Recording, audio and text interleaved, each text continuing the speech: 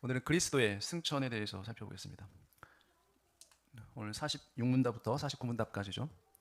자, 46문답 보면은 그리스도께서 하늘에 오르셨다는 말로서 당신이 고백하는 바는 무엇입니까? 답변은 그것은 그리스도께서 제자들이 보는 가운데 땅에서 하늘로 올라가셨으며 우리를 위해서 그곳에 계시다가 후에 살아있는 자들과 죽은 자들을 심판하기 위하여 다시 오실 것을 고백합니다 라고 답하죠.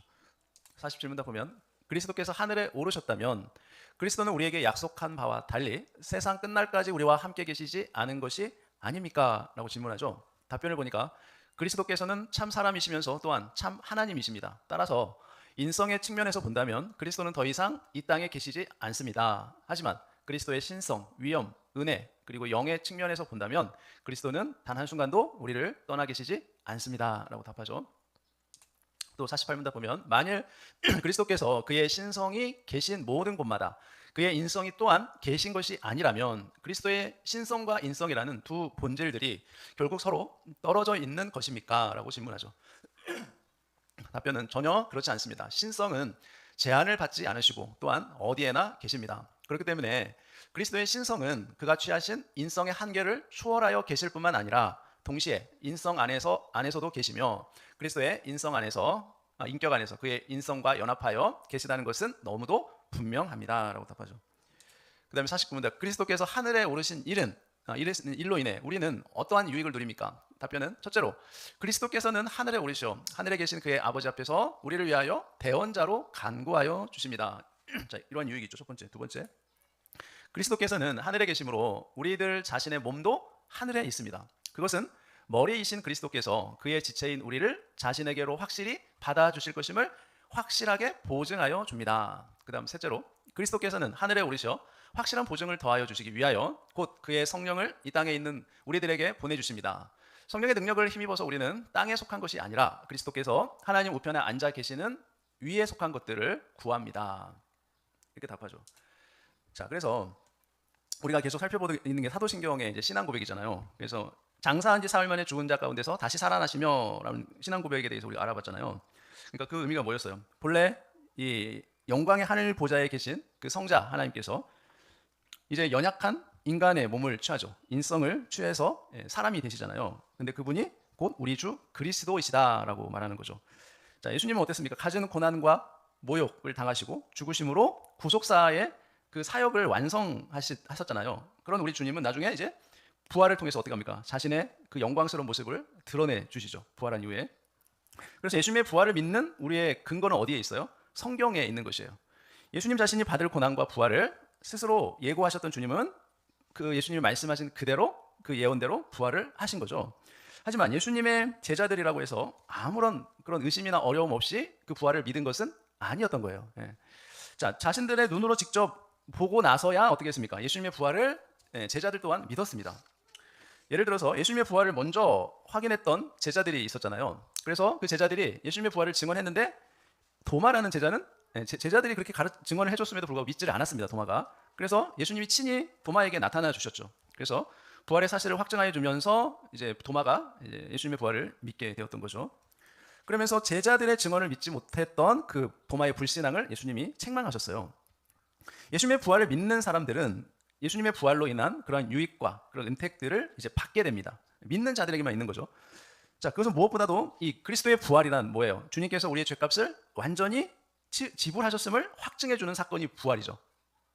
그래서 우리의 죄값을 완전히 치르심으로 인해서 죽음의 권세를 이기신 그 예수님의 부활은 이제 죄인이었던 우리로 하여금 그리스도의 의에 참여하게 하신 거예요. 그렇죠? 부활이 그렇게 했다라는 거예요. 부활이 없었다면 불가능하죠. 우리가 하나님의 의를 얻을 수가 없잖아요.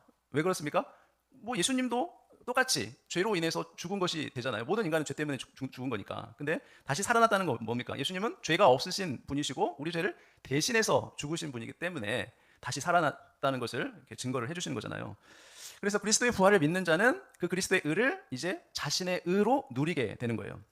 아울러 예수님의 부활의 능력은 이제 그의 부활을 믿는 자들을 또한 이제 새로운 생명으로 살도록 하시죠.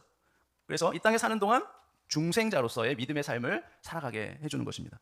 이뿐만 아니라 이제 예수님께서 재림하시는 그날에 다시 오실 때 예수님을 구주로 믿는 우리도 어떻게 돼요? 예수님과 같이 영광스러운 그런 부활을 하게 된다는 사실을 보증해 주는 것이 예수님의 부활의 사건이었죠. 그래서 부활하신 예수님은 이제 부활하셔서 제자들과 40일 동안 함께 계시죠. 그러면서 하나님 나라 일에 대해서 교훈을 가르쳐 주십니다. 그리고 나서 나중에 제자들이 보는 가운데 이제 하늘로 승천을 하시죠. 자, 사도신경에 보면 장사한 지 사흘 만에 죽은 자 가운데서 다시 살아나시며 하늘에 오르사라고 고백을 하잖아요. 그럼으로써 이 사실을 분명하게 확증해 주는 거예요. 자, 주님께서는 이제 하늘에 오르셔서 그곳에 계시다가 언제 오십니까? 장차 때가 되면 살아있는 자들과 그리고 죽은 자들을 심판하시기 위해서 이 땅에 다시 오실 것입니다. 그러면 예수님께서 오르신 그 하늘이란 어디를 말하는 걸까요? 하늘. 예수님이 하늘로 오르셨잖아요. 네. 자, 성경에서 하늘이라고 일컬어지는 것은 세 가지로 구분이 돼요. 첫 번째는 어디예요? 마태복음에 보면 공중의 새를 보라라고 말하죠. 공중. 여기는 하늘이죠, 하늘. 우리가 눈을 들어보면 파란 하늘, 새들이 날아다니는 하늘, 공중. 그 다음에 시편에 보면 8편 3절에 주의 손가락으로 만드신 주의 하늘과 주께서 베풀어 주신 달과 별들을 내가 보니라고 말해요. 이 하늘은 어떤 하늘이에요? 지구 밖에, 대기권 밖에 나가면 우주죠, 우주. 그거를 이제 하늘이라고 말하는 거죠. 별, 달들이 있는, 행성들이 있는 우주죠. 그 다음에 자, 눈에 보이는 이 세 개의 하늘과 전혀 다른 것을 가리키는 하늘이 있습니다. 그것이 어디입니까? 바로 구원받은 성도들의 영혼들이 있는 곳이 바로 하늘이에요, 하늘.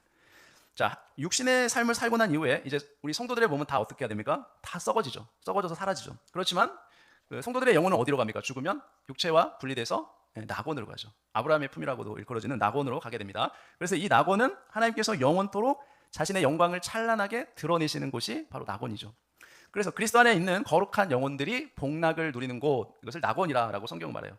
그래서 예수님께서 부활하신 후에 오르신 하늘이 바로 어디예요? 바로 낙원이에요, 낙원. 물론 이 낙원이 우리가 물리적이며 자연적인 어느 장소를 의미하는 것은 아니에요, 낙원이라는 것이. 그리고 그것은 육체로 아는 어떤 특정 지역을 가리키는 공간도 아닙니다. 그렇지만 예수님께서 이렇게 말씀하시죠. 요한복음 14장에 보면, 자, 내 아버지 집에 거할 곳이 많도다. 그렇지 않으면 너희에게 일렀으리라. 내가 너희를 위하여 거처를 예비하러 가노니, 가서 너희를 위하여 거처를 예비하면 내가 다시 와서 너희를 내게로 영접하여 나 있는 곳에 너희도 있게 하리라 라고 예수님 말씀하시죠. 자, 그래서 죽은 후에 성도들의 영혼이 가게 될 어떤 장소가 있다라는 거죠. 그렇잖아요. 그것을 예수님 틀림없이 우리에게 말씀해 주셨어요. 그래서 죽은 후에 성도의 영혼은 곧 어떻게 됩니까? 예수님과 함께 있게 돼요. 나 있는 곳에 너희도 있게 하리라 라고 말씀하시죠. 자, 그렇기 때문에 예수님은 또 요한복음 17장에서 기도하실 때 이렇게 기도하죠. 아버지여, 내게 주신 자도 나 있는 곳에 나와 함께 있어. 아버지께서 창세로부터 나를 사랑하심으로 내게 주신 나의 영광을 그들로 보게 하시기를 원하옵나이다. 이게 예수님의 기도잖아요. 자, 그래서 우리는 예수님께서 십자가에 못 박히시던 그때, 자, 그 예수님의 좌우편에 강도들이 있었잖아요. 그때 한편 강도에게 뭐라고 얘기합니까? 오늘 내가 나와 함께 낙원에 있으리라 라고 예수님 말씀하셨잖아요. 그러니까 주님의 말씀은 뭡니까? 그리스도 안에 있는 성도들이 이르는 그 복락의 장소가 있다라는 사실을 분명하게 말씀해 주셨어요. 따라서 우리는 예수님께서 승천하시어 가신 곳은 어느 지역과 공간을 가리킨다는 거예요. 우리가 자세히 알 수는 없지만 그곳이 바로 복락의 장소인 낙원이라는 사실을 우리가 확신할 수 있다는 거죠. 그런데 사람들이 흔히 오해하는 한 가지가 있습니다. 자, 예수님께서 낙원으로 올라가셨다는 말이 마치 예수님이 이전에는 한 번도 계시지 않았던 곳을 처음으로 올라가셨다는 뜻으로 이해할 수 있다는 거죠. 자, 그거는 오해죠. 그건 잘못 이해하는 거예요. 예를 들어서 여러분, 천주교인들은 이 구약의 성도들의 경우 이들이 죽었을 때는 어디에 있다고 얘기해요? 아직 예수님께서 낙원으로 올라오지 않으셨기 때문에 구약 성도들의 영혼은 소위 그들이 말하는 림보라는 단어를 쓰거든요. 림보라는 곳에 모여 있었다라고 말해요. 그러니까 여러분, 구약 시대는 예수님이 이 땅에 오셔서 이게 하늘로 올라가 승천하신 때가 아니잖아요. 그러니까 그 전 시대이기 때문에 림보라는 곳에 모여 있다라는 거예요. 낙원으로 가기 전에. 성경에 그런 얘기는 없는데 천주교에서는 그렇게 주장을 해요. 자, 예수님은 본래 성자 하나님께서 인성을 취하심으로 인간이 되신 분이죠. 그렇기 때문에 신성에 따라서는 예수님도 항상 하나님이셨죠. 그리고 하나님이시기를 그친 적이 없었어요, 예수님은. 그렇죠? 자, 말하자면 성자 하나님께서 인성을 취해서 마리아의 몸에서 잉태되어 태어나신 이후에도 여전히 하나님은 어떻게 계십니까? 성부, 성자, 성령, 하나님 삼위일체로 계시죠. 그러므로 예수님은 신성을 따라서는 어디에 항상 있는 거예요? 낙원에 항상 계신 거예요. 신성을 따라서. 그게 뭔 말이냐면, 여러분, 영이라는 거는 시공간의 제약을 받지 않아요. 눈에 보이지 않기 때문에. 그렇죠? 자, 이 낙원에 구약의 성도들도 어떻게 하는 거예요? 거기에 같이 머물러 있다는 거예요. 구약에서 아브라함, 이삭, 야곱, 다윗 다 어디에 있어요? 낙원에 있어요, 거기에. 자, 그렇다면 예수님께서 하늘에 오르셨다는 것은 자, 인성에 따라서 하늘에 오르셨다는 뜻이에요. 인성을 따라서, 신성이 아니라. 다시 말해, 자, 부활의 육신을 가지신 채로 이 땅에서 하늘에 있는 낙원으로 장소를 옮기어서 올라가셨다는 그것을 말하는 거예요. 예수님이 하늘로 가셨다는 것은. 그렇기 때문에 예수님은 승천하신 이후에 육체로는 어디나 계신 것이 아니라 오직 어디에만 계세요? 낙원에만 계시는 거예요. 육체로는 그렇다는 거예요. 자, 예수님께서 하신 말씀들을 보면 16장 7절 아까 이렇게 했잖아요. 그러나 내가 너희에게 실상을 말하노니 내가 떠나가는 것이 너희에게 유익이라. 내가 떠나가지 아니하면 보혜사가 너희에게로 오지 아니할 것이요 가면 내가 그를 너희에게로 보내리니. 예수님 말씀하셨죠. 또 요한복음에도 12장에 보면 가난한 자들은 항상 너희와 함께 있거니와 나는 항상 있지 아니하리라 하시니라 이렇게 말씀하시잖아요. 그렇죠? 자, 그래서 이런 말씀들은 이제 예수님께서 승천하신 이후에는 더 이상 육체로 이 땅에 있는 우리와 함께 하시지 않는다는 거예요. 육체로는. 자, 그렇다면 이제 예수님은 또 세상 끝날까지 너희와 함께 있으리라 약속해 주셨죠. 예수님께서. 그렇잖아요. 근데 그럼 이 예수님의 약속은 어떻게 된 걸까요? 자, 이 질문에 대한 답을 이제 얻기 위해서 자, 처음에 자, 예수님께서는 인성에 따라서 육체가 낙원에 오르셨기 때문에 자, 이 땅에 계시지 않으므로 육체적으로는 우리와 함께 하시지 않는다는 사실을 우리가 확실하게 기억을 해야 돼요. 그렇다면 예수님이 세상 끝날까지 우리와 함께 한다는 이 약속은 뭡니까? 육체적으로 함께 하신다는 것이 아니라 다른 뜻이 있다는 거잖아요. 그것이 뭘까요? 그것은 이제 예수님은 참 하나님이시자 참 사람이시라는 이 신비로운 사실에서 우리가 알 수 있어요. 자, 인성을 가지신 참 사람으로서 예수님은 이 땅에 있는 우리와 함께 육체적으로 거하시지 않습니다. 그렇죠? 이미 이제 부활하셨잖아요. 올라가셨죠. 그러나 신성을 가진 참 하나님으로서 예수님은 우리와 함께 영적으로는 거하신다. 영적이라는 말은 눈에 보이지 않는다는 거예요. 영이기 때문에. 자, 예수님이 신성에 따라서 영적으로 우리와 함께 계신다는 건 뭡니까? 마치 성부 하나님께서 우리와 함께 계시는 것과 동일한 방식으로 우리와 함께 계시는. 그러니까 우리가 성부 하나님, 막 예수님, 성령 하나님 막 이렇게 따로따로 막 생각하는 경향이 있는데 그렇지 않아요. 좀 더 구체적으로 말씀을 드리면, 자, 예수님께서 그의 신성 그리고 위엄 그리고 은혜, 성령으로 우리와 늘 함께 계십니다. 예수님, 그렇죠? 그러나 자, 우리가 믿음으로 예수님을 바라볼 때 예수님께서는 어때요? 우리를 사랑으로 대해 주시죠. 그리고 우리에게 보내신 누구로? 성령으로 우리와 연합해 주시죠. 그리고 구원의 완성이 이루어지는 날을 우리로 하여금 바라보며 소망 가운데 늘 함께 해주세요. 성령 하나님으로 오셔서. 자, 그러면 여기서 좀 더 어려운 질문을 좀 해보겠습니다. 우리가 앞에서 설명드린 것처럼 자, 성자 하나님이신 예수님은 인성과 신성을 모두 가지고 계세요. 그렇죠? 그런데 인성에 따라서 예수님은 낙원에 계시지만 신성에 따라서는 이 땅에 있는 우리와 함께 계신다면 이 예수님의 인성과 신성이 서로 분리되는 것이 아닌가라는 질문이 나올 수 있어요. 그렇죠? 그렇지 않아요? 그러니까 인성으로서는 함께 계시지 않지만 신성으로서는 우리와 함께 계신다고 얘기를 하면 그러면 이 속성이 분리되어 있는 것인가? 이렇게 생각할 수 있단 말이죠. 그러나 결코 그렇지 않죠. 왜 그렇습니까? 자, 신성은 어떠한 제한도 받질 않습니다. 신성은. 그렇죠? 어디에나 다 계실 수가 있어요. 신성으로는.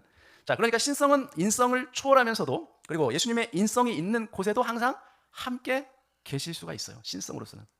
그래서 신성과 인성이 분리되는 경우는 없습니다.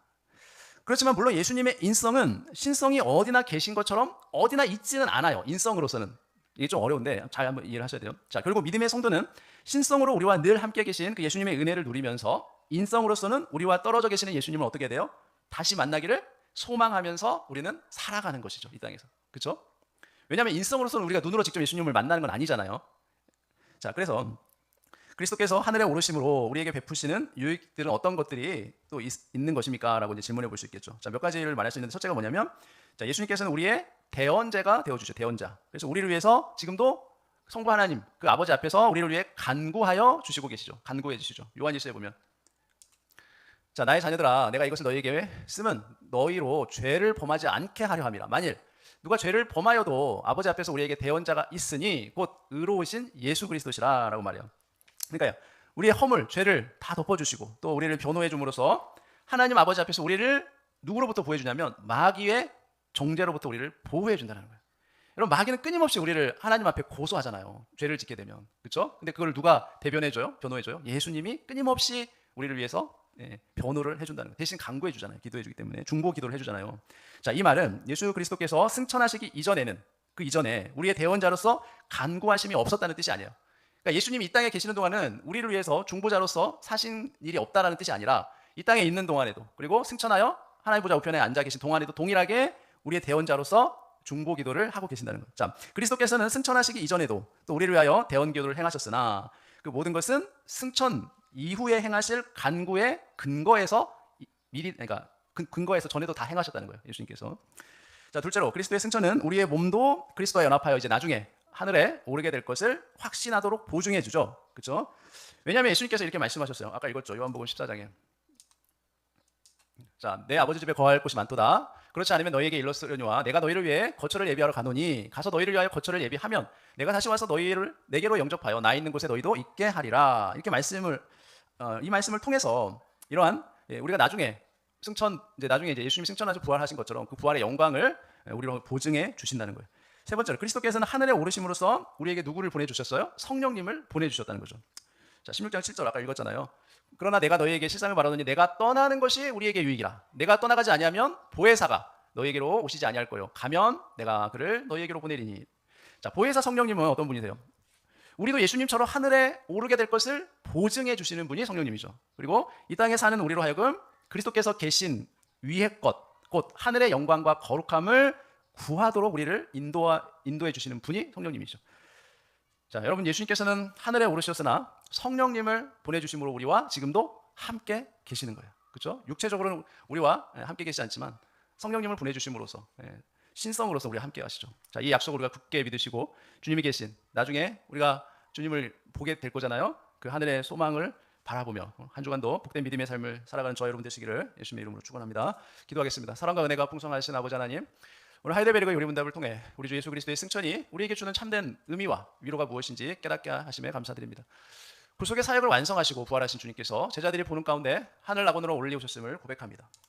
비록 주님께서 인성으로는 더 이상 이 땅에 우리와 함께 계시지 않으나 참 하나님이신 신성과 위엄 그리고 은혜와 성령으로서 단 한순간도 우리를 떠나지 아니하시고 세상 끝날까지 늘 함께해 주심을 믿습니다. 이 시간 주님의 승천이 우리에게 주신 세 가지 거룩한 유익을 마음 깊이 새깁니다. 첫째로 하늘 보좌 우편에서 우리의 대언자가 되시오 지금도 우리를 위해 눈물로 간구하시는 주님의 사랑을 의지합니다. 마귀의 참소와 정죄 속에서도 우리를 변호하시고 보호하시는 주님이 계시기에 오늘도 우리가 담대히 살아갈 수 있음을 고백합니다. 둘째로 머리 대신 주님께서 하늘에 계시기에 주님의 지체이신 우리의 몸 또한 장차 하늘에 오르게 될 것을 확실히 믿고 보증을 삼게 하여 주옵소서. 이 땅의 삶이 끝이 아님을 기억하며 영원한 낙원의 초소를 예비하신 주님의 약속을 붙들게 하여 주옵소서.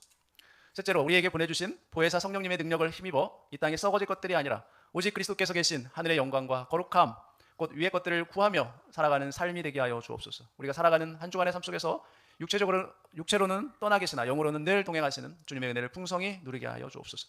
다시 오실 주님을 소망하며 하늘의 소망을 품고 날마다 승리하는 복된 믿음의 성도들이 되기를 간절히 원합니다. 이 모든 말씀 지금도 살아계셔서 우리와 연합하여 주시는 우리 주 예수 그리스도의 이름으로 간절히 기도합나이다. 아멘.